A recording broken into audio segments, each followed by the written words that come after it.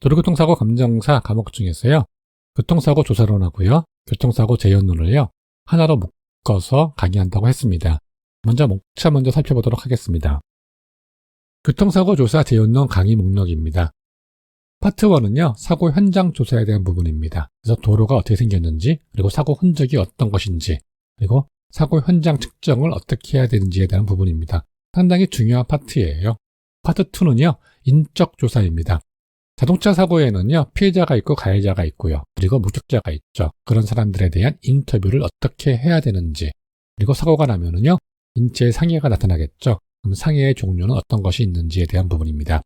그리고 파트 3는요. 차량 조사입니다.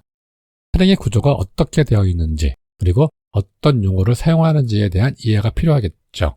그리고 차량 내부 및 외부 조사를 어떻게 해야 되는지에 대한 파트입니다.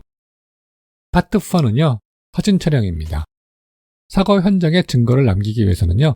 사진만큼 좋은 거 없죠. 그래서 사진 촬영의 필요성 및 기본, 그리고 대상별로 어떻게 촬영을 해야 되는지에 대한 부분입니다. 파트 5는요. 충돌 현상의 이해입니다. 이 부분은요. 재현론에서 나오는 파트입니다. 충돌 단계, 종류, 충격력의 방향이 어떤 건지에 대해서 살펴보도록 하겠습니다. 파트 6는요. 탑승자와 보행자 충돌 거동 분석입니다. 충돌 후에요. 탑승자는 어떻게 움직이는지 또는 보행자는 어떻게 움직이는지에 대한 파트입니다. 파트 7은요. 사고 재현 컴퓨터의 활용입니다. 컴퓨터의 발전으로요. 옛날에는 손으로 그리고요. 또 물리를 활용해서 계산했던 것을요. 이제는 컴퓨터를 활용해 가지고요. 사고 현장을 그리고요. 그리고 수집된 데이터를 컴퓨터에 입력하면은요. 자동적으로 모든 데이터들을 계산하는 그런 프로그램들이 나왔습니다. 심지어는요. 영상을 통해 가지고 사고를 재현하는 그런 프로그램도 있습니다. 그런 프로그램의 종류에 대해서 살펴보도록 하겠습니다. 파트 8은요. 신호 현시 그리고 첨단 운전자 보조 시스템입니다. 신호 현시 같은 경우는요.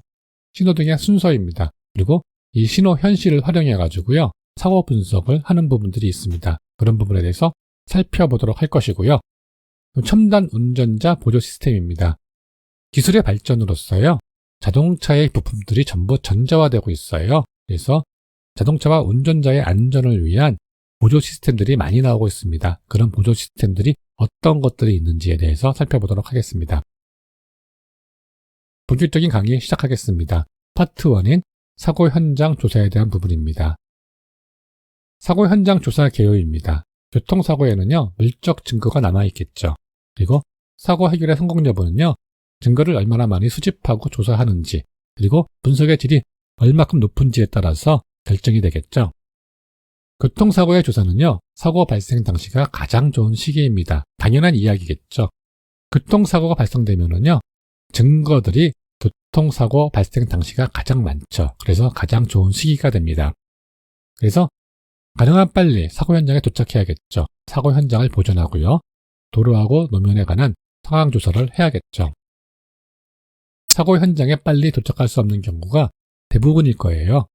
사고 현장의 사진, 그리고 교통사고 발생 시 당사자나요, 목격자가 있으면요. 질문으로서 사고 상황을 조사할 수 있겠죠. 그런데요. 사고 당사자나 목격자는요. 사고 전 과정을 인식하기 힘듭니다. 그 이유가요. 교통사고는요. 매우 짧은 시간 내에 발생되고 있습니다. 그래서 모든 과정을 볼 수가 없는 상황입니다. 심지어는 당사자도요. 내가 왜 사고를 당했는지 모르는 경우가 상당히 많습니다. 교통사고 조사 및 재현의 정확성과 객관성을 위해서는요. 구체적이고 정확한 증거 자료를 수집해야 되겠고요. 그리고 물리법칙에 입각한 과학적 분석이 가장 중요합니다. 이런 분석을 통해서요. 이 물적 증거가 정말 이 사고와 관련되어 있는지 과학적 검증이 필요한 사항입니다. 그래서 우리가 차량 운동학을 배우는 사항입니다. 교통사고 조사 항목입니다. 사고 현장 위치 파악을 해야겠죠. 그래서 도로의 이름, 번호, 도로의 지점 및 지번을 파악해야겠고요. 이런 것들은요. 도면의 기초자료가 됩니다. 그러면 도로 환경 조사를 해야겠죠. 도로의 형태 또는 구조, 그리고 포장 재질이 어떻게 되었는지, 그리고 교통안전시설 및 도로의 부대 시설은 어떤 것이 있었는지, 그리고 도로의 구조물은 어떤 것이 있었는지, 교통통제 및 운영 상태 등을 조사를 해야 됩니다. 교통안전시설은요. 신호등, 교통안전표지, 노면표지 등이 있어요. 그리고 도로 부대 시설은요, 가로등, 표지병, 시설 유도복 및 유도표지, 그리고 장애물 표적표지, 방호벽, 도로 안내표지, 충격 완화시설, 과속 반지터, 경보등, 가변 표지판 등이 있습니다. 네, 이 표지병이라는 것은요, 우리가 중앙선에 보시면은 이게 톡 튀어나와서 반짝반짝거리는 거 있죠? 그런 것들이 표지병이라고 하고 있습니다. 도로 구조물에는요, 교량이 있고요. 그리고 고가차로, 지하차로, 터널 등이 있습니다. 교통 통제 및 운영 상태입니다. 일방 통행인지, 가변 차선제인지, 버스 전용 차로제인지, 속도 제한이 어떻게 되었는지, 좌회전 금지 구역인지, 주차 금지 구역인지, 공사 구역인지 등을 조사하는 사항입니다. 가끔가다 이쪽에서 문제가 좀 나오고 있어요. 도로 구조물이 아닌 것 또는 도로 부대시설이 아닌 것에서 나오고 있습니다. 그래서 이 종류들을요, 구별하실 줄 아셔야 됩니다. 기타 조사 항목입니다. 기상 조건, 노면 조건, 일광 조건, 그리고 시기에는요, 눈앞으로 보이는 거리죠. 그리고 가변성 장애물이 있었는지, 섬강, 눈부심 등이죠. 이런 것들이 교통사고하고 연관이 될 수도 있겠죠. 그래서 이런 부분들도요, 조사를 해야 되는 사항입니다. 네 번째는 사고 흔적 조사입니다. 가장 중요한 파트가 될 거예요. 사고 흔적을 통해요, 최초 충돌 및 최종 정지 위치를 우리가 산출할 수가 있습니다. 그리고 충돌 전 차량의 속도, 충돌 후 이동 방향도 산출할 수 있는 흔적들이 있습니다. 그래서 이런 것들을 활용해서요, 사고 원인을 규명하고요, 법규 위반 여부를 판단할 수 있겠죠. 그리고 차량 기기 조작 여부 등을 밝혀낼 수가 있습니다. 흔적들은요, 대부분 장기간 현장 보존 유지가 어렵죠. 빨리 지워지는 것도 있을 것이고요. 다른 차량의 원활한 소통을 위해서 일부러 치워지는 경우도 있을 것입니다. 그래서 사고 발생 직후 되도록 빠른 시간 내에 현장을 측정하고요, 그 상황들을요, 사진 촬영을 해야 되는 사항입니다. 사고 차량 및 탑승자 최종 정지 위치입니다. 사고 후 이동되지 않은 상태와 위치를 파악해야 되고요.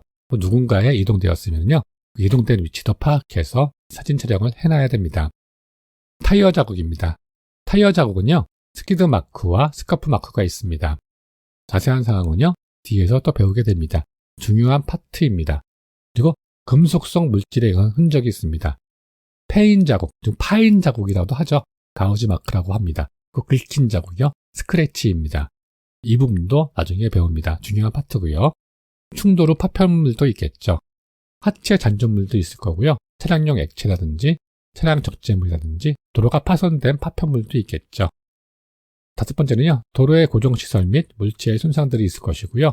차량의 도로 이탈 자국에서요, 추락, 전복, 전도 등이 있을 것입니다. 오늘 배운 것 중에서는요, 앞으로 어떤 것을 배우겠다는 내용들입니다. 그래서 이 타이어 자국부터요, 도로의 이탈 자국까지요, 상당히 중요한 파트가 될 것입니다. 여러분들 수고하셨고요. 다음 시간에 찾아뵙도록 하겠습니다.